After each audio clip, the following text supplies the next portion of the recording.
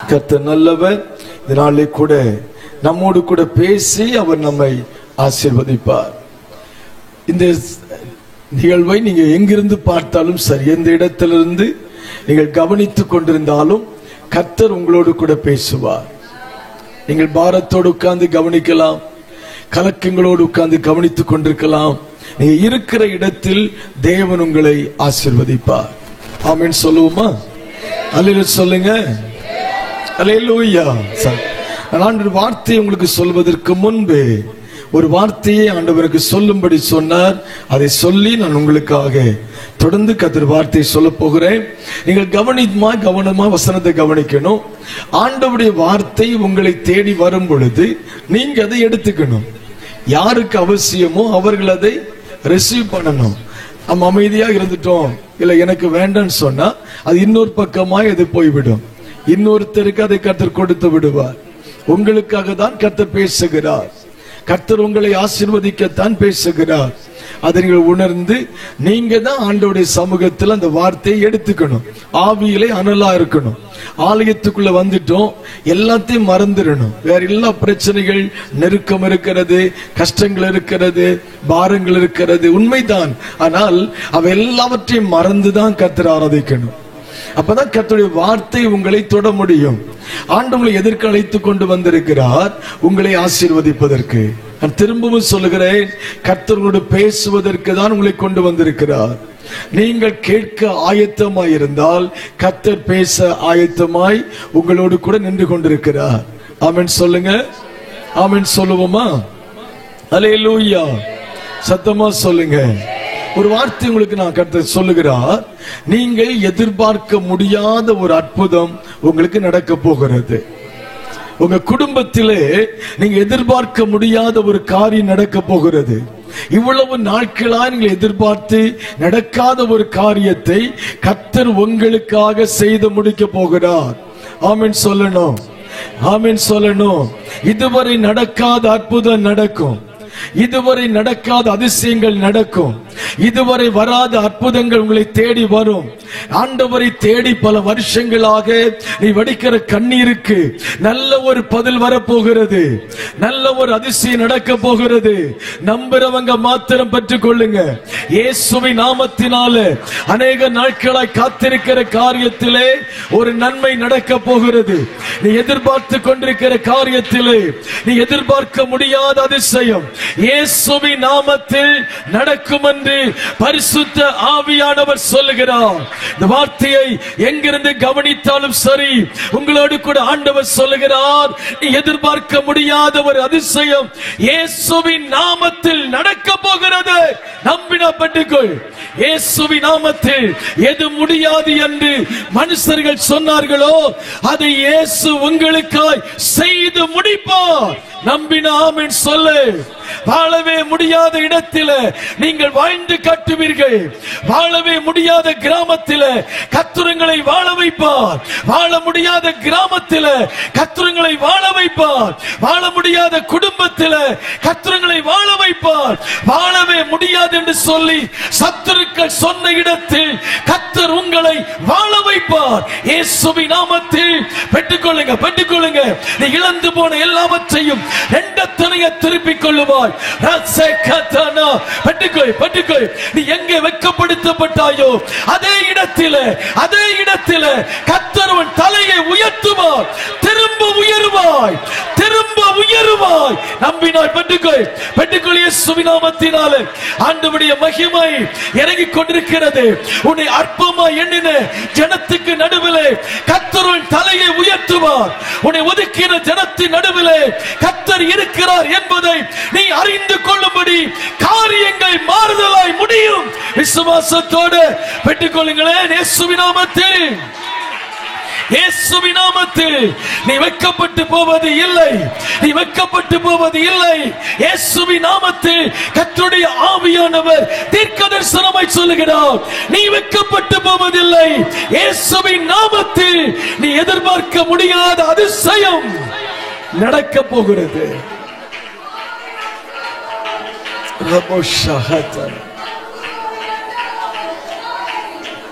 ஊழியத்தில் நடக்கும், ஊழியத்தில் அதை நீங்கள் பார்ப்பீர்கள்.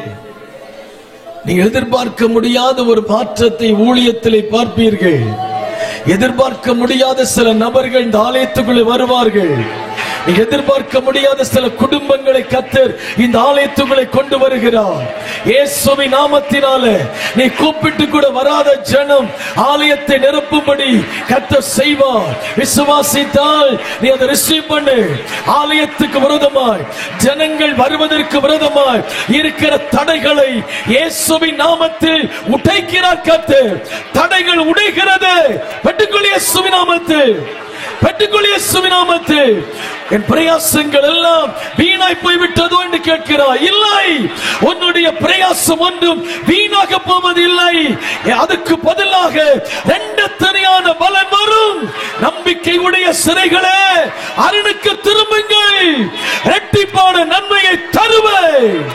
அதை இன்றைக்கே தருவேன், இன்றைக்கே தருவேன். சிறையிருப்புகள் மாறுகிறது, தடைகள் மாறுகிறது. அறுவடைக்கு ஜனங்கள் ஆயத்தமாகிறார்கள். அறுவடை ஆயத்தமாயிருக்கிறது. இயேசுவின் நாமத்தில் அறுவடையின் நாட்கள் நெருங்கிக் கொண்டிருக்கிறது.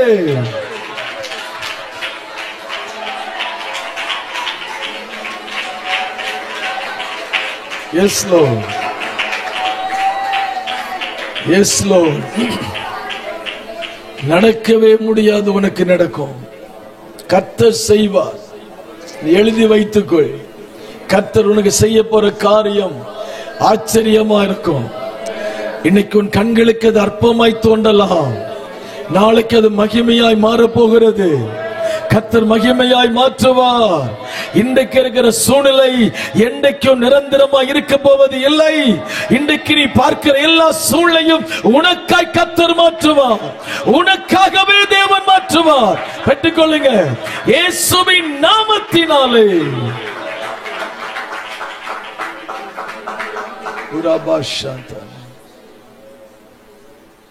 Thank you Lord. அவர் செய்ய நினைத்தால் ஒருத்தரும் தடுக்க முடியாது. வேதம் சொல்கிறது, தேவர் சகலத்தையும் செய்ய வல்லவர், செய்வார். நம்புறீங்களா? நம்புறீங்களா? நம்புறீங்களா? ஆமென் சொல்லுங்க. நம்புங்க. ஒரு பெரிய மாற்றம் வரும். பெரிய மாற்றம் வரப்போகிறது. அல்லேலூயா. சார், எனக்கு நேரம் கொஞ்சம் அதிகமாய் ஓடிக்கொண்டிருக்கிறது. எனக்கு சர்ச்சுக்கு போகணும். ஆமென் சொல்லுங்க. சார், ஒரு வசனத்தை நாம் வாசிக்க கேட்போம். யாத்திராகமம் 26ஆம் அதிகாரம் அதன் 15வது வசனத்தை ஒருத்தர் வாசியுங்கள். யாத்திராகமம் 26:15. வாசஸ்தலத்துக்கு நிமிர்ந்து நிற்கும் பலகைகளையும் சீத்திம் மரத்தால் உண்டு பண்ணுவாயாக. சீத்திம் மரத்தால் உண்டு பண்ணுவாயாக. நீங்கள் 25ஆம் யாத்திராகமம் 25ஆம் அதிகாரம் 40ஆம் வசனத்தை வாசியுங்கள். மலையிலே உனக்கு காண்பிக்கப்பட்ட மாதிரியின்படியே அவைகளை செய்ய எச்சரிக்கையாயிரு என்று சொன்ன ஆண்டவர் 26ஆம் அதிகாரத்திலே 15 வசனம் சொல்லும் போது, வாசஸ்தலத்தை, ஆசரிப்பு கூடாரத்தை நீ அமைக்கும் பொழுது என்ன செய்யணும்? அதில் நிமிர்ந்து நிற்கிற பலகைகளை ஏற்படுத்து என்று சொல்லி ஆண்டவர் சொல்லுகிறார். என் அன்பு கர்த்தருடைய பிள்ளைகளே, நாம் ஒரு டென்ட் போடுறோம், இல்ல ஒரு வீடு கட்டுறோம்னு சொன்னா, வீடு மேல நம்ம வார்த்துட்டோம். அது முக்கியமானது என்னன்னா, வார்த்தது மாத்திரம் போதாது, பக்க சுவர்கள் நமக்கு தேவை. பக்க சுவர்கள் இருந்தால்தான் நம்ம சேஃபா உட்கார முடியும், பாதுகாப்பா இருக்க முடியும்.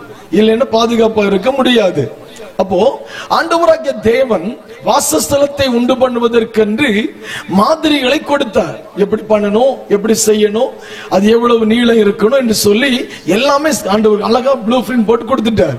இப்போ ஆண்டு சொல்லுகிறார், நீ பண்ணும் பொழுது சைடுல நீ மேல என்ன பண்ற, ஒரு டென்ட் போடும் பொழுது அது சைடுல வைக்கிற பலகைகள் சீத்தி மரத்துல இருக்கணும்.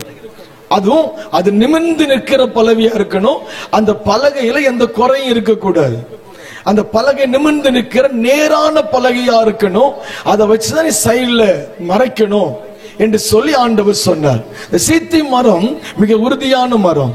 எந்த சூழ்நிலைகளையும் வேதனைகளையும் கஷ்டங்களையும் எல்லா பாடுகளையும் அனுபவிக்கிற மரம் சீத்தி மரம், மிக உறுதியான மரம் என்று சொல்லுகிறார்கள். என் அன்பு கர்த்தருடைய பிள்ளைகளே, அப்ப ஆண்டவர் சொல்லுகிறார், நிமிர்ந்து நிற்கிற பலகைகளை சபையில கட்ட போகிற வாசஸ்தலத்திலே நீ சைடில் பக்க சுவர்களுக்கு நீ வைக்க வேண்டும் என்று கர்த்தர் சொன்னார்.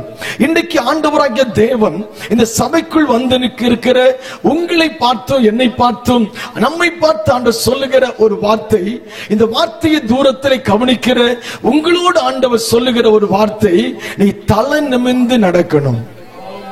ஆமென் சொல்லுங்க. ஆண்டவர் ஒண்ணு எங்கேயோ வனாந்திரத்தில் இருந்த ஒன்ன கர்த்தர் ரட்சித்து ஆண்டவர் கொண்டு சபைகளை கொண்டு வந்திருக்கிறார். பாடுகளுக்குள்ளே இருந்த உங்களை ஆண்டவர் ரட்சித்து அற்புதம் செய்து சபைக்கு கொண்டு வந்திருக்கிறார். ஆண்டவரை ஆராதிப்பதற்கு தகுதியில்லாத நம்மை ஆண்டவர் தகுதிப்படுத்தி ஆலயத்துக்குள்ளே கொண்டு வந்திருக்கிறார். அந்த ஆண்டவர் சொல்லுகிறார், நான் உன்னை கொண்டு வந்தது எதுக்கு தெரியுமா? என்னுடைய ஆலயத்தில் நீ நிமிர்ந்து நிக்கணும். என் ஆலயத்தில் நிமிர்ந்து நிக்கதான் உன்னை கொண்டு வந்தேன்.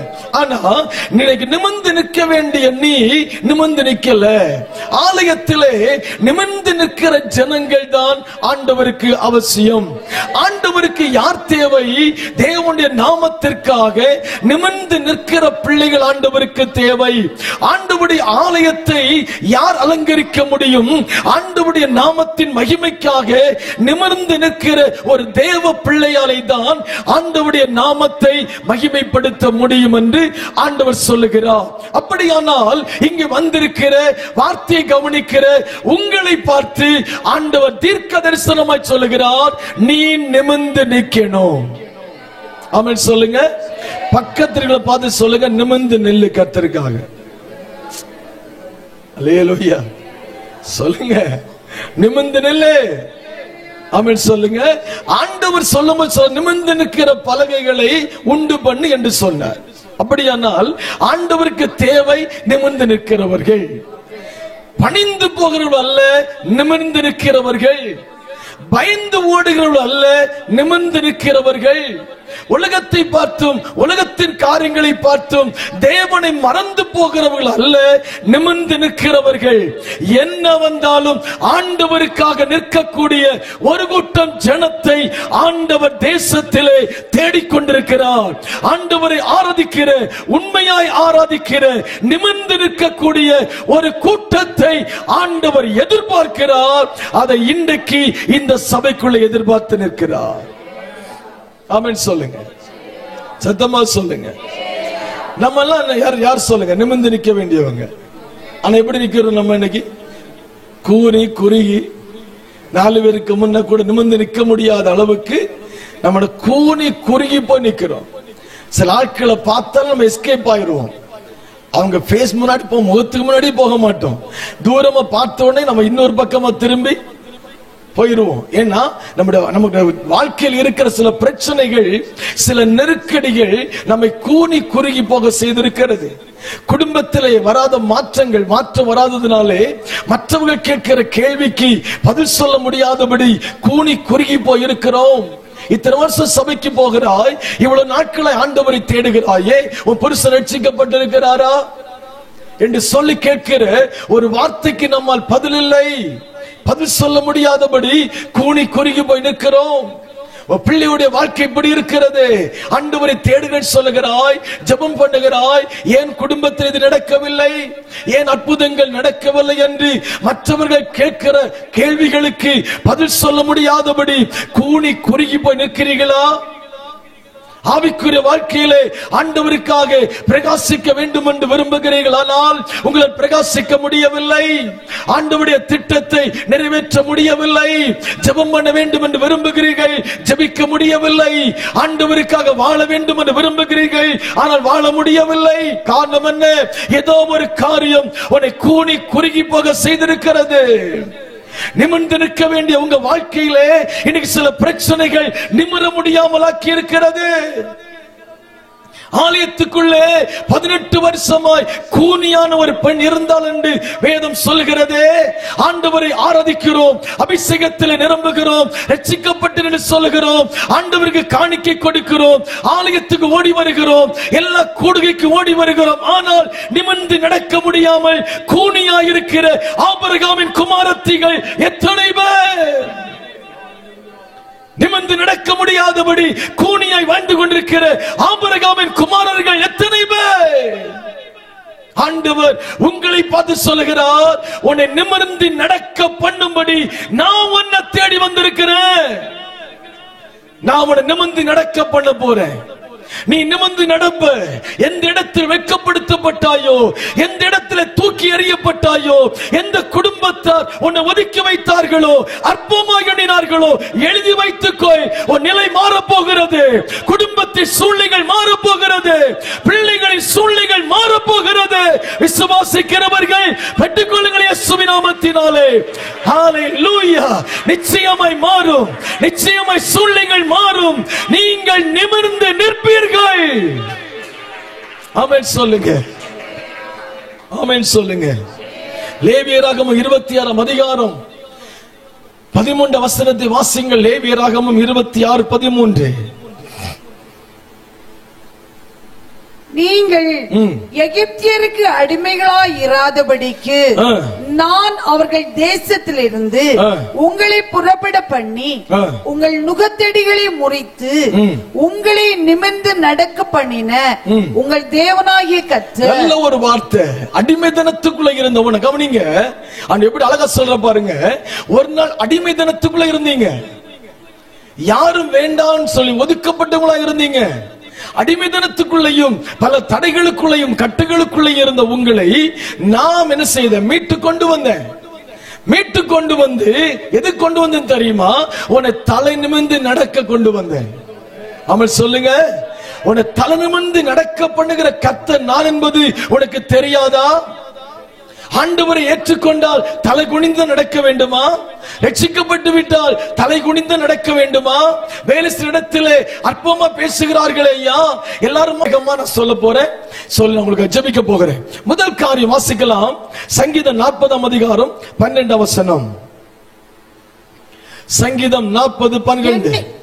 எண்ணிக்கைக்கு அடங்காத தீமைகள் என்னை சூழ்ந்து கொண்டது, என் அக்கிரமங்கள் என்னை தொடர்ந்து பிடித்தது, நான் நிமிர்ந்து பார்க்க கூடாதிருக்கிறது, அவைகள் என் தலைமயிரிலும் அதிகமாய் இருக்கிறது, என் இருதயம் சோர்ந்து போகிறது. பாத்தீங்களா? நல்ல ஒரு வார்த்தை. நல்ல ஒரு வார்த்தை பாருங்க. அந்த வசனம் ஆண்டவர் அழகா சொல்லுகிறார். ஏன் நம்ம எனக்கு நிமிர்ந்து நடக்க முடியல? நாம் நிமிர்ந்து நடக்க வேண்டிய வசனம் சொல்லுகிறது, எண்ணிக்கைக்கு அடங்காத தீமைகள் என்னை சூழ்ந்து கொண்டது. என்ன சூழ்ந்திருக்கு? சத்தமா சொல்லுங்க. தீமைகள் என்னை சூழ்ந்திருக்கிறது. சொல்லி சொல்றாரு, என் அக்கிரமம் என்னை தொடர்ந்து பிடித்தது. அது சொல்றாரு, நான் நிமிர்ந்து பார்க்க கூடாது இருக்கிறது. தீமையும் அக்கிரமமும் ஒன்றை செய்கிறது, என்னை நிமிர்ந்து பார்க்க விடல. அவன் சொல்லுங்க சத்தமா. அல்லேலூயா. அப்ப நிமிர்ந்து நம்ம நடக்க முடியாம இருக்க காரணம் என்ன?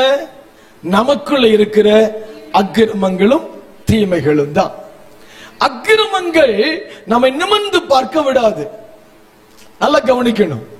பாவம் ஒரு நாளும் தேவனை பார்க்க விடாது. பாவம் ஒரு நாளும் தேவனை தேட விடாது. பாவம் ஒரு நாளும் தேவனுக்கு பிரியமானதை செய்ய விடாது. அது தலை குனிஞ்சு நடக்க வைக்கும். ஆதாம் ஏவாள் தோட்டத்தில் மிக சந்தோஷமா இருந்தாங்க. ஆண்டவரை பார்த்தாங்க. சாயங்கால வேளையில கர்த்தர் உலாவுகிறதை கண்டாங்க. தேவ சத்தம் உங்களுக்கு தொனித்தது. ரொம்ப சந்தோஷம், ரொம்ப ஜாலியா ஏதேன் தோட்டத்தில் இருந்தாங்க. எப்ப பார்த்தாலும் ஆதாம ஏவாளும் ஆண்டவர் எதிர்பார்த்துட்டே இருப்பாங்க. ஆண்டவர் எப்ப வருவார், பேச என் தேவன் எப்ப வருவார் என்று சொல்லி எதிர்பார்த்து காத்துட்டு இருந்தாங்க. ஆனால் ஆண்டவர் சொன்னார், எல்லா கனியும் புசிச்சுக்கோ, ஆனா இந்த கனியை மாத்திரம், தோட்டத்தின் நடுவில் இருக்கிற விருட்சத்தின் கனியை புசிக்க கூடாதுன்னு சொல்லிட்டார். அப்பதான் கவனிக்கணும், ஆண்டவருடைய வார்த்தைக்கு இவர்கள் கீழ்ப்படியாமல் தேவன் விலக்கின கனியை புசித்த பொழுது வசனம் சொல்லுகிறது, கண்கள் திறக்கப்பட்டது, தாங்கள் நிர்வாணி என்பதை அறிந்து கொண்டார்கள். தேவனுக்கு முன்பாக நிற்க முடியல. நேற்றைக்கு வரை தலை நிமிர்ந்து நின்ற ஆதாமும் ஏவாளும் இன்னைக்கு தலை குனிஞ்சு போய் ஒளிந்திருக்கிறார்கள். ஆமென் சொல்லுங்க. எதனால சொல்ல வந்துருச்சு? பாவம் செய்துட்டாங்க. பாவம் செய்ததுனால தேவனுக்கு முன் நிற்க முடியல. சபைக்கு வர முடியாம இருக்கான்னு தெரியுமா? நிறைய பேர் சபைக்கு வர ஞாயிற்றுக்கிழமை ஆராதனை வர மாட்டாங்க. ஞாயிற்றுக்கிழமை ஆராதனை வர முடியலன்னு சொல்லுவாங்க.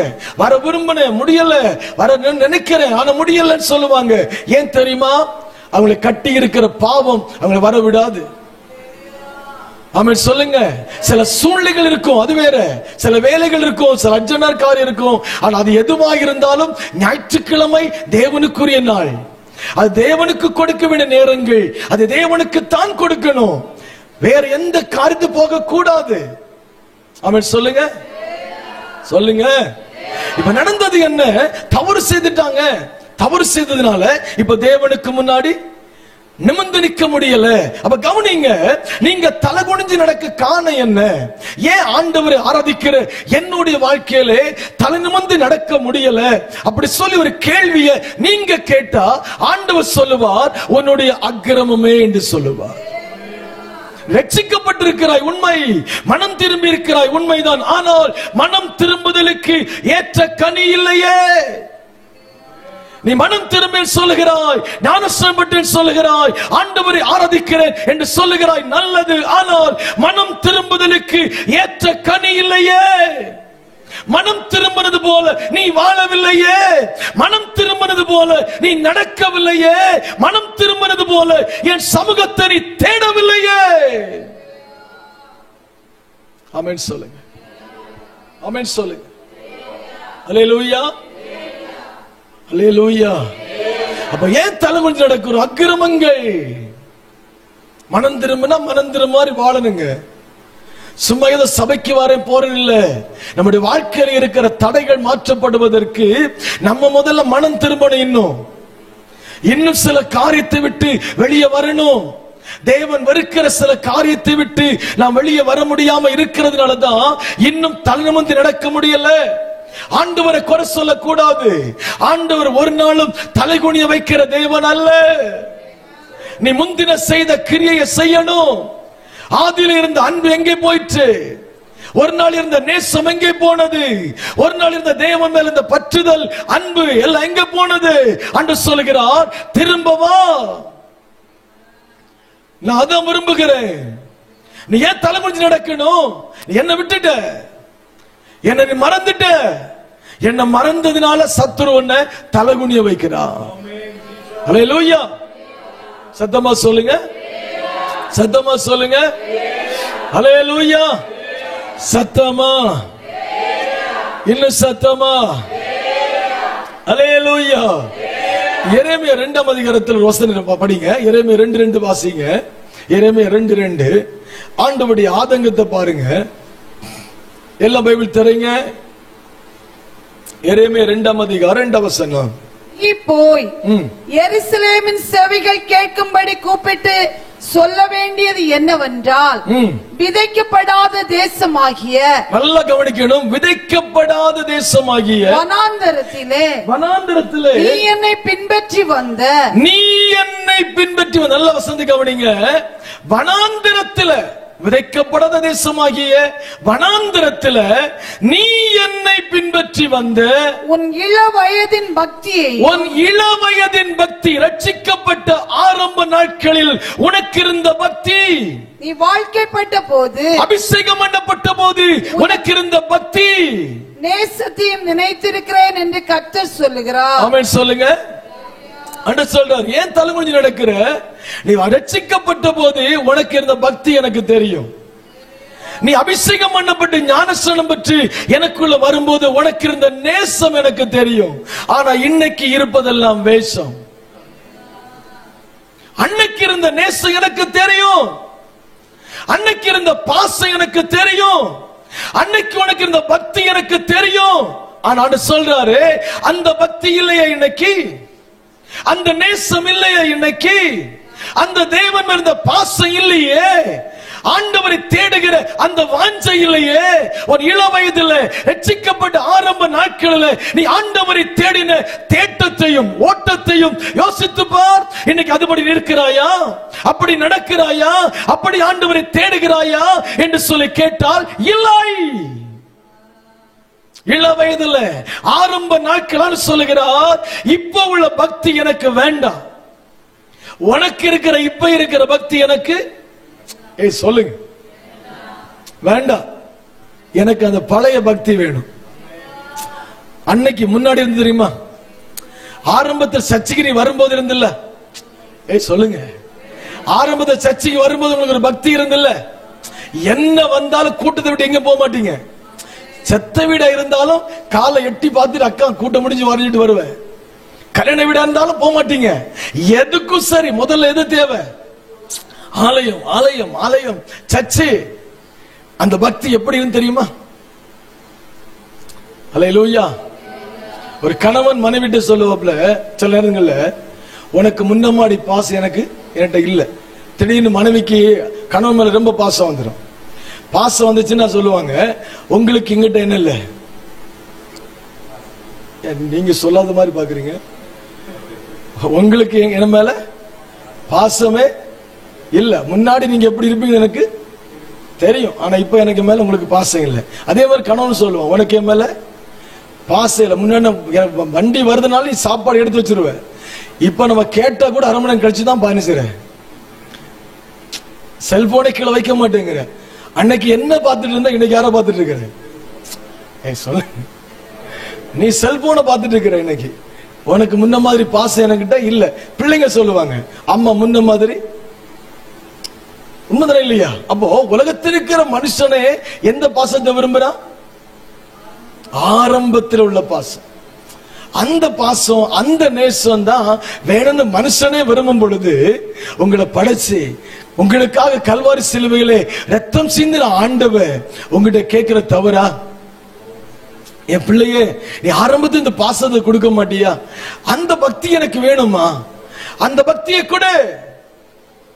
உனக்கு ரத்தம் சிந்தனை இல்ல, உனக்கான ஜீவனை கொடுத்திருக்கிறேனே, அது உனக்கு தெரியுமா? உன்னை விடுவிச்சனே, அது உனக்கு தெரியுமா? நீ வெட்கப்படுத்தப்பட்ட பொழுது உன்னை தலைமுறை பண்ணனே, அது உனக்கு தெரியுமா? பலவீனத்தில் என் கரவம் கூட இருந்துச்சு, அது உனக்கு தெரியுமா? வாழவே முடியாத கிராமத்தில் நான் உன்னை வாழ வச்சனே, அது உனக்கு தெரியுமா? நீ என் மேல வச்ச பக்தியினால, நீ என் மேல வச்ச நேசத்தினால நான் உனக்கு எல்லாம் செய்தேன். ஆனா எல்லாத்தையும் வாங்கின என் ஜனம் என்னை விட்டுட்டு போயிட்டாங்களே. எல்லா நன்மையும் பெற்ற என் ஜனம் என்னை விட்டுட்டு போயிட்டாங்களே. எல்லா நன்மையும் பெற்றுக்கொண்டு என் சமூகத்தில் நிற்க வேண்டிய ஜனம் இன்னொரு சபையில உட்கார்ந்து இருக்கு. நான் செய்த அற்புதத்தை மறந்துருச்சு, நான் கொடுத்த விடுதலையை மறந்துருச்சு.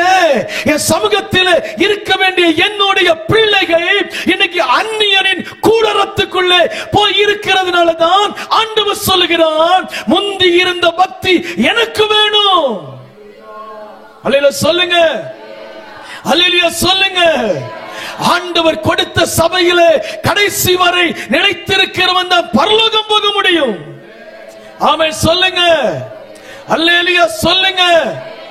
திருமணம் ஆயிருச்சுன்னா வாழ்க்கையில கஷ்டமோ நஷ்டமோ சாகிறது வர கணவன் வீடுதான். டெய்லி வீட்டை மாத்தின அதுக்கு பேரு வேற. இன்னைக்கு நிறைய விசுவாசிகள் கள்ளத்தனமா மனம் திரும்பி தெய்வத்தை ஏமாற்றிக் கொண்டிருக்கிறார்கள். கேட்டா எங்கேயாவது போய் ஆராதிக்கணும், எங்கேயாவது போய் ஆராதிக்க உன்னை கத்தர் கொண்டு வந்தது சபைகளை நின்று ஆராதிக்க. அவன் சொல்லுங்க, சத்தமா சொல்லுங்க, சத்தமா சொல்லுங்க. அல்லேலூயா.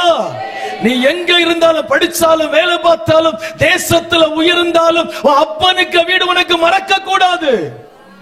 நீ வெளிநாட்டு வரும்போது உன் மனைவி இருக்கிற உன் வீடு உனக்கு மறக்க கூடாது. அடுத்த வீட்டுல நிக்க கூடாது. இது விசுவாசிகளுக்கு தெரியாது இன்னைக்கு. ஆமென் சொல்லுங்க. அதுக்கு சில கள்ள உபதேசிகள் கள்ள பாஸ்டர்ஸ் நிறைய பேர் பரவிட்டாங்க.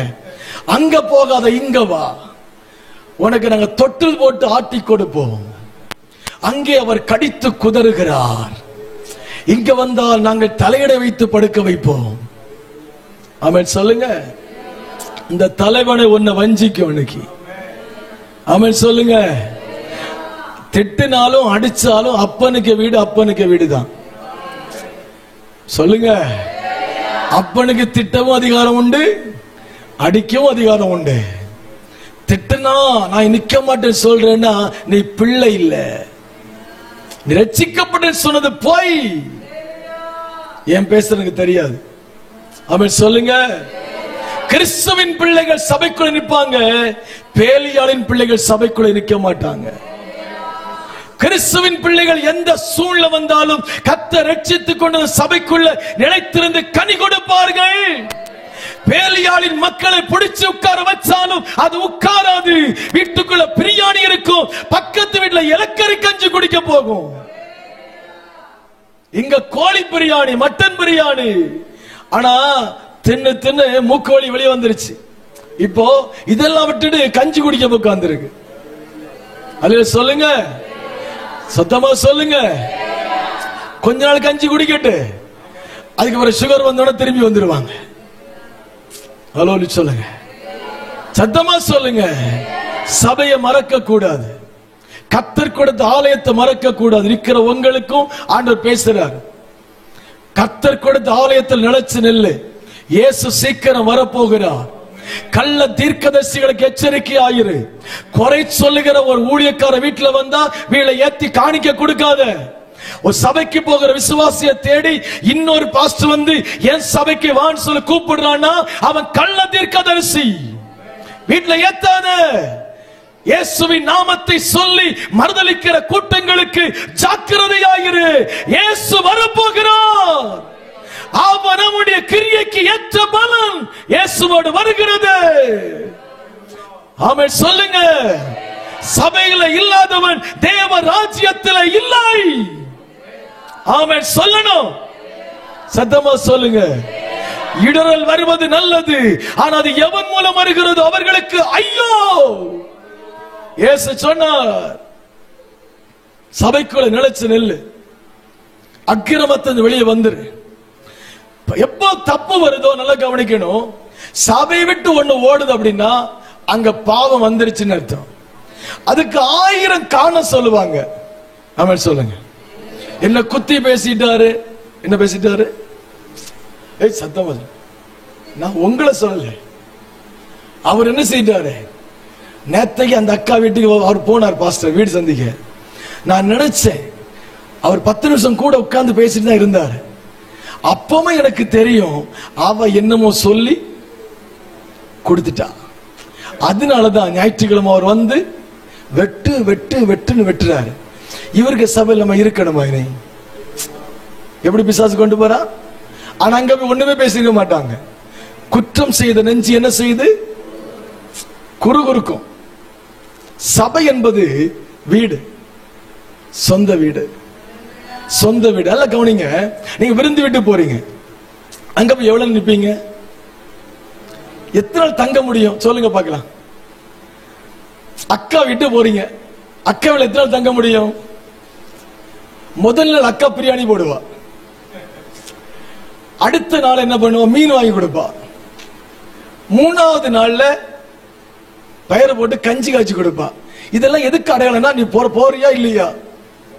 நீ வந்ததுல நல்லதுதான், நீ அக்கா தான், எனக்கு தங்கச்சி தான், ஆனா சமயத்துக்கு என்ன செய்யுது, கிளம்புங்கிறது அடையாளமாக என்னது. அப்படியே அந்த மேல முதல்ல பிரியாணி, அடுத்து மீன், அடுத்து என்ன வந்துச்சு, கஞ்சில வந்துச்சு. அதுக்கப்புறம் சொல்லுவா பயிர் இல்லாத கஞ்சி தானே கை பண்ணுவா. அவன் சொல்லுங்க. இப்போ எங்க போய் இருந்தாலும் சொல்லுவான், எங்க வீட்டுக்கு போனா எனக்கு நிம்மதி. அவன் சொல்லுங்க. எங்க நீ இருந்தாலும் உனக்குன்னு ஒரு பாதுகாக்கப்பட்ட அடைக்கல பட்டணத்தை கர்த்தர் உனக்கு கொடுத்திருக்கிறார். அங்க நீ வந்தாதான் உனக்கு பயம் இல்ல, அங்க வந்தாதான் தைரியம், அங்க வந்தாதான் நிம்மதி. ஆமென் சொல்லுங்க. ஆமென் சொல்லுங்க. இன்னும் சத்தமா சொல்லுங்க. அல்லேலூயா. அதனால நான் சொல்ல வேண்டிய வார்த்தை வேற, ஆனா வேற விதமா கொண்டு போறாரு. ஆனா யாருக்கோ பிரயோஜனப்படுது, யாருக்கோ தேவைன்னு நான் நினைக்கிறேன். ஆமென் சொல்லுங்க. கதை சும்மா பேச மாட்டார். ஆமென் சொல்லுங்க பார்க்கலாம். இன்னும் சத்தமா சொல்லுங்க. அப்ப என்ன சூழ்நிலை வந்தாலும் கிறிஸ்துவுக்காக நிக்கணும். நிக்கணும்னா நீ அக்கிரமத்திலிருந்து வெளியே வரணும். நான் திரும்ப சொல்கிறேன், அக்கிரமம் தேவனை விட்டு பிரிக்கும். அக்கிரமம் உன்னை ஜெபிக்க விடாம தடுக்கும். அக்கிரமம் சபைக்கு வர விடாம நிறுத்தும். நீ வரணும்னு நினைச்சா கூட இந்த அக்கிரமம் சொல்லும், இன்னைக்கு போக வேண்டாம், இன்னொரு நாள் செய்யலாம், போலாம், இப்ப போகாத, கொஞ்சம் லேட்டா போலாம், என்ன அவசரம், அப்படிதானே? 10:30 தானே கூட்ட முடியும், மெதுவா போலாம். என் அன்பு கர்த்தருடைய பிள்ளையே, அப்படி அல்ல. இது எதனால வருது? நீங்க செய்யறதல்ல, உங்களுக்குள் இருக்கிற பாவமே, உங்களுக்குள் இருக்கிற அக்கிரமமே தேவனை விட்டு உங்களை பிரிக்கிறது. தெரியுமா உங்களுக்கு? ஆமென் சொல்லுங்க. இன்னும் சத்தமா சொல்லணும். ஆதியாகமம் 4:7 சொல்கிறது, நன்மை செய்யாதிருந்தால் அது பாவம். அது மாத்திரம் சொல்றாரு, பாவம் வாசற்படியில. ஏன் நம்ம தலை குனிஞ்சு நடக்கிறோம்? ஏன் தலை நிமிர்ந்து நடக்க முடியல? வீட்டு வாசல் என்ன படுத்திருக்கு? சத்தமா சொல்லுங்க. பாவம் படுத்திருக்கு. வீட்டு வாசல் படியில குடிவரி படுத்திருக்கு. வீட்டு வாசல் படியில பாவம் படுத்திருக்கு. விரோதம், வைராக்கியம் வீட்டு வாசல்ல படுத்திருக்கு. அதனால தலை நிமிர்ந்து நடக்க முடியல. தலை நிமிர்ந்து நடக்க வேண்டிய நம்முடைய வாழ்க்கை இன்றைக்கு தலை குனிந்து போக காரணம் என்ன? நம்முடைய ஜீவியம் மாறாமல் இருப்பதுதான் காரணம். நீங்கள் உங்கள் வாழ்க்கையை மாற்றிக்கொள்வீர்களானால் கர்த்தர் உங்களுக்காக யாவையும் செய்வார். ஆமென் சொல்ல மாட்டீங்களே? ஆமென் சொல்லணுமே. நீதிமொழிகள் 3:27 சொல்லுகிறது, நன்மை செய்யாமல் இருந்தால் பாவம். நன்மை செய்ய திராணி இருக்கும் போது அதை செய்யத்தக்கவளுக்கு செய்யாமல் இருந்தால் பாவம். அல்லேலூயா சொல்லுங்க. பரிசுத்தம் இல்லாமல் ஒருவனும் தேவனை தரிசிக்க முடியாது.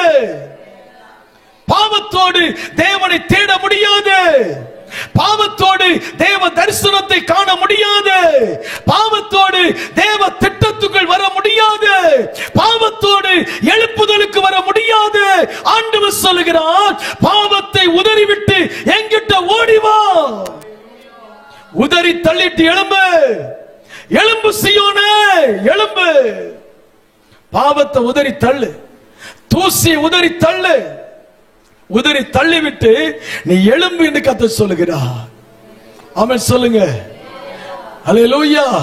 இயேசு 57 சொல்லுகிறார், முந்தின நாட்கள் எழும்பினது போல என்ன செய்யணும்?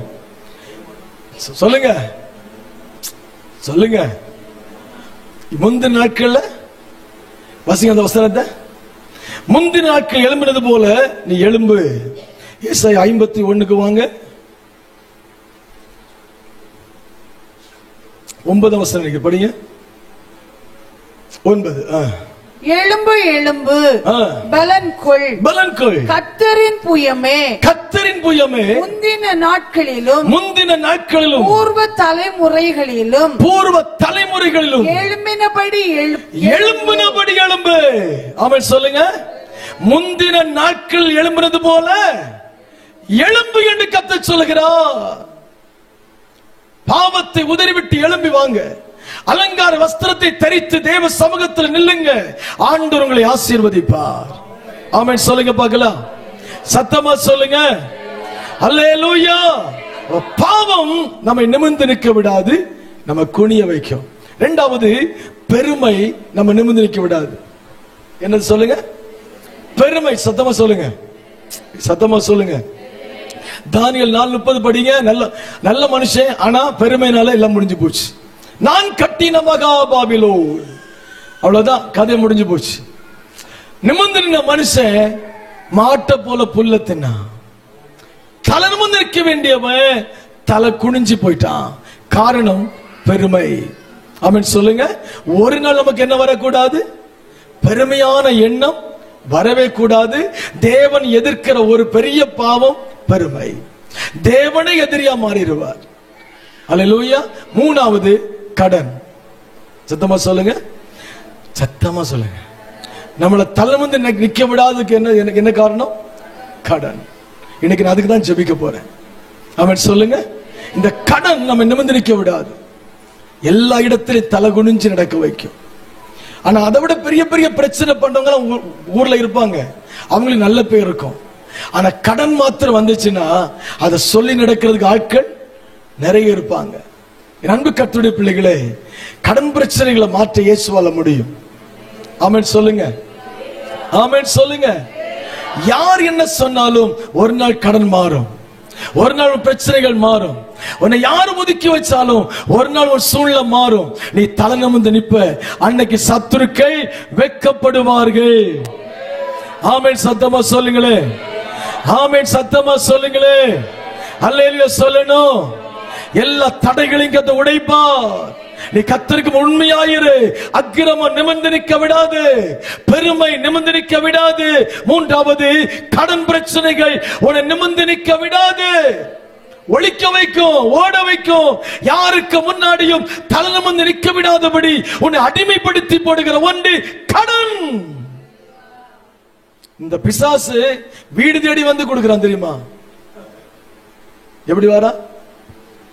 வீடு தேடி வாரா. ஒரு சேர் வாங்கக்கா, நீ வாரம் வாரம் 50 ரூபாய் வச்சு ஜாபு தந்தா 50 ரூபாய் கடன் தானே. சொல்லுங்க, குழு வார வார 50,000 தரேன் மாசம், வாரம் 600 வச்சு செய்யுங்க, கட்டுங்கன்றா. நீங்க பாக்க 50,000 தரா, வாரம் 600 தானே, கடன் தானே, கடன் தானே இல்லையா? அப்ப தேடி வருதா இல்லையா? வசனம் சொல்லுது, அன்பு ஒன்றை தவிர வேறு ஒன்றிலும். அப்ப சாத்த என்ன பண்றான்? அல்லேலூயா, சத்தமா சொல்லுங்க. ஒரு சபை கட்டினோம், சபை கட்டினதுல 1.25 கோடி ஆச்சு மொத்தம். அதுல 20 லட்சம் ரூபாய் கடன் வாங்கினேன். ஏன்னா ஏசி வைக்க வேண்டிய சொல்ல, ஏன்னா அவ்வளவு பிரச்சனை, சத்தம் வருதுன்னு சொல்லி கேஸ், ஏகப்பட்ட பிரச்சனை. அதனால சரி யாருக்கும் பிரச்சனை வேண்டாம், ஏசி வச்சிடலன்னு சொல்லி ஒரு ஆள்கிட்ட போய் 20 லட்சம் ரூபாய் கடன் வாங்கிட்டேன். நான் செய்த ஒரு பெரிய தப்பு. 20 லட்சம் அந்த மனுஷனுக்கு கொடுத்து சொன்னார், நீ கொஞ்சம் கொஞ்சமா கொடுத்தா போதும், ஒன்னும் பிரச்சனை இல்லை, வேலையை முடியுங்க, இவ்வளவு வேலை முடிச்சிட்டீங்க, சரி ஏசி கூட வச்சுட்டீங்கன்னா பிரச்சனை இருக்காதுன்னு சொல்லி கொடுத்தேன். அதை வாங்கி நாங்க ஏசி வாங்கணும், வச்சு எல்லாம் வேலையும் முடிஞ்சிருச்சு. முடிஞ்ச பிறகு அந்த மனுஷன் சொன்னா, அது 12 காசு வட்டிக்குள்ள போகணும்னு சொன்னான். என் கூட உட்கார்ந்து இருப்பான், என் வீட்டுல படுப்பா, சாப்பிட்டு அங்க சர்ச்சில் தான் படுத்திருப்பான். அவன் வீட்டுல ஒரு திங்ஸ் வாங்கி என் வீட்டுல கொண்டு கொடுப்பான். அவ்வளவு பாசமா இருந்த மனுஷன். சர்ச்சு கட்டி முடிஞ்சு பிரதிஷ்டை முடிஞ்சு அடுத்த மாசம் நிக்கிறான், 12 காசு இன்ட்ரெஸ்ட் வட்டி, வட்டி கொடுங்க. ஐயா வட்டி கொண்டு வாங்கலையே, அதெல்லாம் இப்ப சொல்லி பிரயோஜனம் இல்லை. மாசம் 2,40,000 வட்டி. அல்லேலூயா. எனக்கு ஒண்ணும் செய்ய முடியல, வாங்கிட்டோம். இப்ப சர்ச்சிலையும் மறைக்க முடியாது, எல்லா மக்களும் தன் திராணிக்கு மேல கொடுத்துட்டாங்க.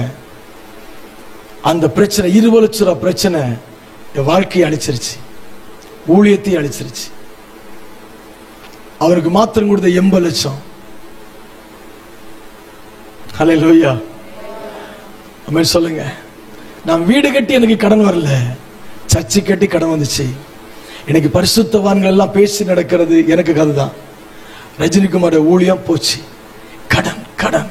நான் கேட்கிறேன், அவன் வீடு கட்டி கொடுத்து கடன் வருது, பொண்ணு கட்டி கொடுத்து கடன் வருது இல்லையா? பேங்க்ல கோடிக்கணக்கில் கடன் சொல்லுகிற அத்தனை பேருக்கும் எத்தனை கோடி கடன் இருக்குன்னு எனக்கு தெரியும்.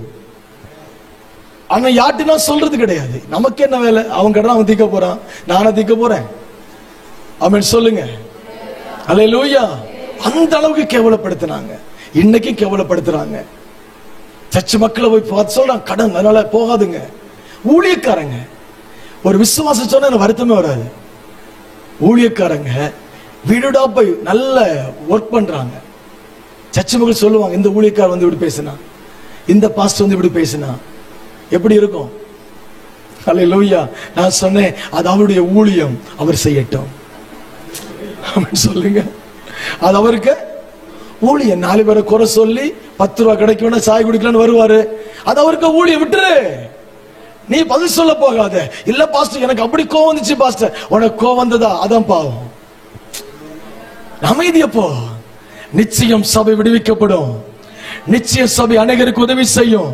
நிச்சய அநேக ஊழியர்களுக்கு உதவி செய்கிற சபையா சபை மாறும். ஏன் அது தேவ திட்டம், அது நடக்கும். அன்னைக்கு பேசுற வாய் எங்கொண்டு வைக்கிறன்னு பார்க்கலாம். அமைதியாகிரு, யாருக்கும் பதில் சொல்லாதுங்க. ஆமென் சொல்லுங்க. நான் தெளிவா சொல்லுவேன், கடன் வாங்கி எதையும் செய்யாதுங்க. அன்பா சொல்றேன், ஒரு காலை பிடிச்சு சொல்றேன், தயவு செய்து கடன் வாங்கி எதையும் செய்யாதுங்க. கர்த்தர் கொடுத்தா செய்யுங்க, இல்லையா கொஞ்சம் அமைதியா இருங்க. கர்த்தரை உயர்த்துவார். 4 பேர் பார்க்கணும்னு சொல்லி எதையும் செய்யாதுங்க. எனக்கு பேர் வேணும்னு சொல்லி எதையும் செய்யாதுங்க. கடன் என்பது பெரிய சாத்தான். உள்ள போயிட்டீங்கன்னா வெளியே வரவே முடியாது. கடன்ங்கிற பிசாசுக்குள்ள போயிட்டீங்க, வரவே முடியாது. நம்ம நினைச்சா கூட வர முடியாது. கர்த்தர் தான் நம்ம விடுவிக்கணும். பைபிள்ல தீர்க்கதரிசிக்கு மனைவி சொல்றா, அவர் கடன் வாங்கிட்டு நினைச்சிட்டாரு, செத்து போயிட்டாரு. இப்ப பிள்ளைகளை கொண்டு போய் வந்து நிக்கிறாங்க. ஆமென் சொல்லுங்க. ஆமென் சொல்ல. எல்சா சொன்னா, உன்கிட்ட இருக்கிறது என்னம்மா, அதை வச்சே உன் பிரச்சனைய தீர்த்துக்கலாம். கடன் வாங்கி பண்ணாத, இருக்கிறத வச்சே செய். ஆமென் சொல்லுங்க. அதனால நான் எல்லா ஊழியர்களும் நேசிக்கிறேன். பேசுறவங்க, தூட்டி திரிகிறவங்க, அதனால எங்கேயுமே போறது கிடையாது. இப்போ அதிகமா விலை கூட்டங்களுக்கே அதிகமா போறது கிடையாது. நான் சபைக்குள்ள உட்கார்ந்து இருப்பேன். சர்ச்சில் ஆண்டு ஜனத்தை கொடுத்திருக்கிறார், அவங்களுக்கு வார்த்தையை சொல்லி அவ்வளவுதான். ஒரு நாள் வரும், அன்னைக்கு எல்லாரும் மத்தியில நிமிர்ந்து நிற்க நேரம் வரும், அன்னைக்கு பார்த்துக்கலாம். ஆமென் சொல்லுங்க. அப்ப சகோதரர் பாஸ்டர் கூப்பிடும் போது எனக்கு ஒண்ணுமே சொல்ல தெரியல. அதுவும் ஞாயிற்றுக்கிழமை சொல்லிட்டேன், அதுல கூப்பிட்டு வேண்டாம் சொல்லிடலாமா அப்படின்னு நினைச்சேன். இருந்தாலும் சரி போகலாம். ஏதோ ஒரு வார்த்தைக்காக கூட சபை கொண்டு போகலாமே. ஆமென் சொல்லுங்க. சர்ச்சில் இன்னொரு பாஸ்டர் வந்திருக்கிறாங்க, நான் கூட சொல்லிட்டு வந்தேன், நடத்துங்க வந்துடுறேன். ஆமென் சொல்லுங்க. அல்லேலூயா. அதனால கர்த்தருடைய பிள்ளைகளை பரிசுத்தமா இருங்க, சபை விட்டு விலகாதுங்க. என்ன பிரச்சனை வந்தாலும் மாறி மாறி பேசி நடக்காதுங்க. ஊழியத்தில் பற்றியோ விசுவாசத்தை பற்றியோ ஒரே சபைக்குள்ள இருந்து விரோதமா பேசாதுங்க. விரோதம், வைராக்கியம் நம்ம சபைக்குள்ள இருக்கக்கூடாது. அன்பு இருக்கணும், பாசம் இருக்கணும். நீ கிறிஸ்துவின் பிள்ளையா இருக்கணும். பேசுறவங்க பேசட்டும். ஆமென் சொல்லுங்க. கடந்த நாட்கள்ல என்ன பேசினாலே அங்க சர்ச்சில் ஒரு ஊழியர் கூட வச்சிருந்தோம். அதுலயே 10-25 பேர் என்ன பேசுறவங்க எல்லாரும் எனக்கு தெரியும். ஆனா அவங்களுக்கு நல்ல சிக்கன் வச்சு சாப்பாடு கொடுத்து அனுப்புனேன், அவங்களுக்கு ஹேண்ட்ஷேக் பண்ணேன். சர்ச்செல்லாம் வந்து பார்த்தாங்க, ஓ இவ்வளவு கஷ்டப்பட்டீங்களா? நம்ம சொன்னா புரியுமா? எனக்கு இன்னைக்கும் அவங்க யாரு மேல விரோதம் கிடையாது. இன்னைக்கு அவங்களுக்கு பிரியாணி போட எனக்கு ஆசையா இருக்கு. ஏன்னா அவங்க தான் நம்ம பேரை பெருமைப்படுத்துறாங்க. அவங்க நினைக்கிறாங்க நம்ம பேரை கெடுக்கிறோன்னு. இப்படி சொன்னதுனாலேயே அதை கேட்டு ஒரு சகோதரி குடும்பத்துக்கு சாட்சி வந்துட்டு நான் கேட்டேன், அவர் அப்படி சொல்றாருன்னா இங்க ஏதோ கர்த்தர் வச்சிருக்கிறார், அதை புரிஞ்சுக்கிட்டோம் பாஸ்டர் சொல்லி வந்துட்டாங்க. அப்ப நல்லதா கெட்டதா? நம்ம விரோதமா பேசுறது நல்லதா கெட்டதா? பேசிட்டுங்க, சந்தோஷமா இருக்கணும். யாரை விமர்சிக்க கூடாது. நான் வருத்தமா பேசின அவ்வளவுதான். நான் யாரை பத்தி பேச மாட்டேன், எந்த ஊழியக்காரனை பத்தி பேச மாட்டேன். பள்ளிப்படுத்துன்னு சொல்றேன், எனக்கு அது பிடிக்காது. ஏன்னா எனக்கு கூட பரிசுத்தாவி இருந்தா ஒருத்தரை பத்தி குறை சொல்ல மாட்டாங்க. உண்மைதான் இல்லையா? யார் குடிச்சிட்டு படுத்திருந்தா? லோத்து. சொல்லுங்க சொல்லுங்க, யாரு? லோத்தா நோவா? பாத்தீங்களா? நான் லோத்துனீங்க. நோவா தண்ணி அடிச்சுட்டு படுத்திருந்தார், வஸ்திரம் விலைக்கு படுத்திருந்தார். ஒருத்தம்ப என்ன சொன்னா, படி குடிச்சிட்டு கிடக்கிறாரு, இவன் ஒரு அப்பனா. 2 பேர் வந்தாங்க, வஸ்திரத்தை எடுத்துக்கொண்டு வந்து பார்க்காம மூடிட்டு அந்த பாவத்தை அந்த காரியத்தை மூடினாங்க. நான் சொல்லுவேன், பரிசுத்த அபிஷேகம் இருக்கு. நல்லா புரிஞ்சுக்குங்க. ஒரு ஊழியக்காரனோ ஒரு ஊழியக்காரியோ அடுத்தவங்களை பத்தி குறை சொல்றாங்கன்னா, உண்மையா சொல்றேன், அவங்களுக்குள்ள இருப்பது சர்ப்பத்தின் ஆவி. எந்த ஊழியக்காரனை பத்தி பேசக்கூடாது. அவங்க வந்து தன்னை பத்தி பேசட்டும். நான் இப்படி இருந்தேங்க, என்னை இயேசு ரட்சித்தாருங்க. அப்படிப்பட்டவங்களை என்கரேஜ் பண்ணாதுங்க. அப்படிப்பட்ட கூட தோல்ல கை போட்டு நடக்காதுங்க. அந்த சர்ப்பம் உங்களையும் வஞ்சிக்கும். ரொம்ப கவனமா இருக்கணும். கர்த்தரை நேசிக்கிறதுனால பேசுகிறார். ஒரு விசுவாசி வந்து குறை சொல்றாளா, கவனமா இருக்கணும். குற்றப்படுத்துறாளா, கவனமா இருக்கணும். பக்கத்து வீட்டுக்காரியை பத்தி வந்து பேசுறாளா, கவனமா இருக்கணும். அடுத்த அந்த அக்களை வீட்டுல உட்கார வச்சு ஒரு டீ பச்சை வெள்ளம் கூட கொடுக்கூடாது. உடனே ஒதுக்கிடணும். இது வைரஸ், கொரோனா. இது என்ன செய்யும் நம்மளையும்? நல்லா இருந்த அக்கா 5 நாள் அந்த அக்கா கூட போனா 6வது நாள் தலகுத்தர் நடக்கிறான்னு வாங்க. புரியுதுங்களா? அதனால ஞானமா இருங்க, விவேகமா நடைங்க. கர்த்தர் ஆசீர்வதிப்பார். நான் திரும்ப சொல்றேன், உங்க சபை ஆசீர்வதிப்பார். நீங்க நிச்சயமா சொல்றேன், நீங்க ஆசீர்வாதமா இருப்பீங்க. எல்லாவற்றையும் நீங்க சிறந்திருப்பீங்க. இன்னைக்கு இருக்க சூழ்நிலை தயவு செய்து பார்க்காதுங்க. இந்த சூழ்நிலை மாறப்போகுது. சீக்கிரம் மாறும், சீக்கிரமா மாறும். அன்னைக்கு எல்லாரும் வெட்கப்படுவாங்க. இந்த சபை விட்டு விலகி போனவங்க எல்லாரும் திரும்ப வருவாங்க. தேவ சமூகத்தை திரும்பி வருவாங்க. எல்லாம் திரும்பி வருகிற நாள் வெகு சீக்கிரமாய் நடக்கும். கர்த்தர் மகிமையான காரியங்களை உங்களுக்கு செய்வார். இந்த ஹோலி லேண்ட் டிவி மூலமாய் செய்தியை கவனிக்கிற எல்லாரையும் கர்த்தர் ஆசீர்வதிக்கட்டும். ஆண்டவர் உங்களுக்கு நன்மை செய்வார். வசனத்தை கேட்கிற உங்களுக்கும் சொல்லுகிறேன், யாரையும் குறை சொல்லாதுங்க, யாரையும் குற்றப்படுத்தாதுங்க. நீ குற்றவாளியை தீர்க்கப்படாதபடி மற்றவர்களை யாரை குற்றப்படுத்த வேண்டாம். நமக்கு கொடுக்கப்பட்ட காரியத்தை செய்து மோட்சத்துக்கு வழி தேடுவோம். நாளைக்கு இயேசு வந்தா பரலோகத்துக்கு போகணும்.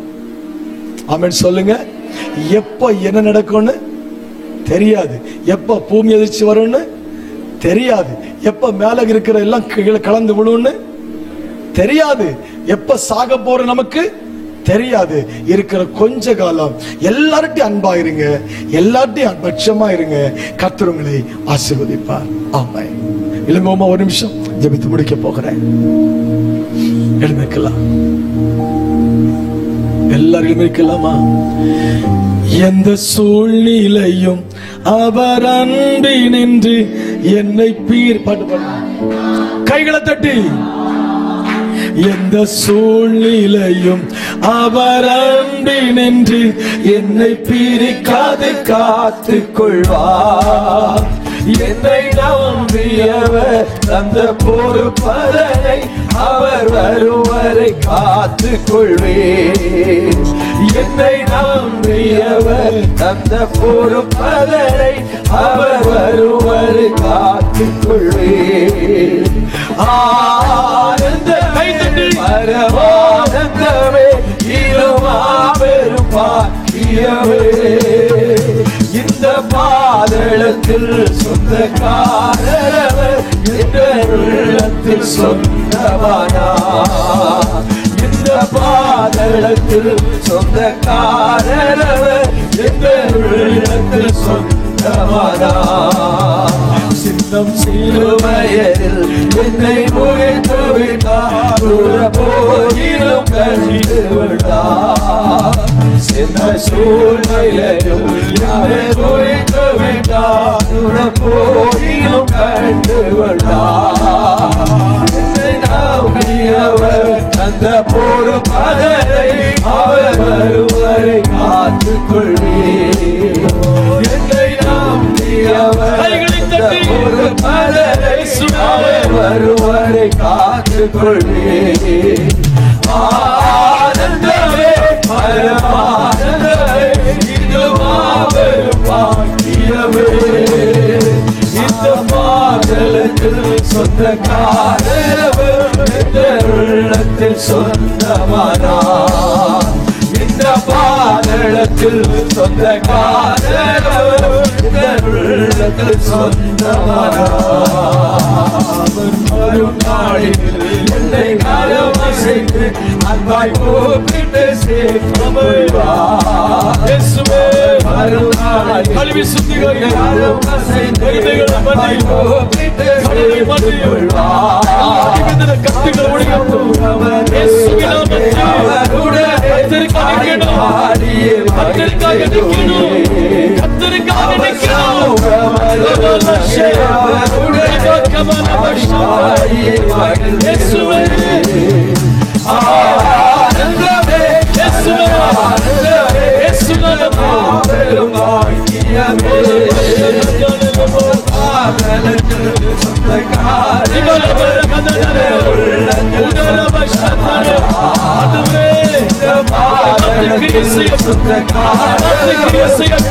அக்கிரமத்தின் கட்டு உடையட்டும். பெருமையின் ஆவிகள் விலகட்டும். கடன் ஆவிகள் விலகட்டும். அடிமையின் ஆவிகள் விலகட்டும். இயேசுவின் நாமத்தினாலே சபிக்கப்பட்ட ஆவிகள் விலகட்டும். கட்டி இருக்கிற கட்டுகள் உடையட்டும். கையை தட்டி துதி, கையை தட்டி ஆண்டவரே துதி துதி துதி துதி துதி. அது தடை உடைகிறது, தடை உடைகிறது, தடை உடைகிறது. நீ நிமிர்ந்திருக்கணும், நீ நிமிர்ந்தது, நீ நிமிர்ந்தது, நிமிர்ந்தது. காலூட்டி நிலை, காலூட்டி நிலை.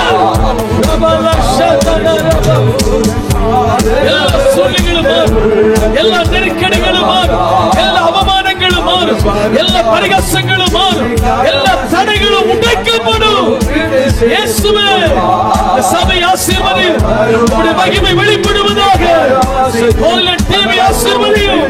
ஆண்டவரே தேசங்களும் ஒரு எழுப்புதலை எடுத்து செல்கிற கருவியாய் பயன்படுத்தும். அவர் வருவரை கர்த்தருடைய மகிமை வெளிப்படும்படி செய்தார். ஆசீர்வதியும், ஆசீர்வதியும், ஆசீர்வதியும்.